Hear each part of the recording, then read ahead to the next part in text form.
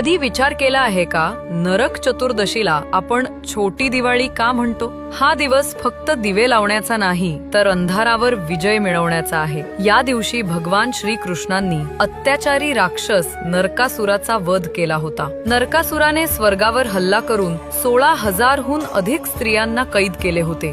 सत्यभामेसह श्रीकृष्ण युद्धभूमीवर गेले आणि सुदर्शन चक्राने नरकासुराचा वध केला। परंतु यानंतर त्या सर्व स्त्रिया स्वतःला अपवित्र समजून सती जाणार होत्या, पण श्रीकृष्णांनी त्यांना थांबवून त्यांच्याशी विवाह करून त्यांना पवित्रता दिली। पण मरण्यापूर्वी नरकासुराने एक वर मागितला, माझ्या मृत्यूदिनी लोक प्रकाश साजरा करतील आणि नरकातून मुक्त होतील। म्हणूनच आपण या दिवशी पहाटे तेल उटणं लावतो आणि अभ्यंग स्नान करतो। ही केवळ धार्मिक विधी नाही तर शरीर आणि मन शुद्ध करणारा वैज्ञानिक आणि आध्यात्मिक सण आहे। नरक चतुर्दशी आपल्याला सांगते, अंधार कितीही घनदाट असला तरी एक छोटा दिवा पुरेसा असतो त्याला नष्ट करण्यासाठी। म्हणून या दिवाळीत मनातही सकारात्मकतेचा एक दिवा नक्की लावा आणि नकारात्मकतेचा अंधार दूर करा।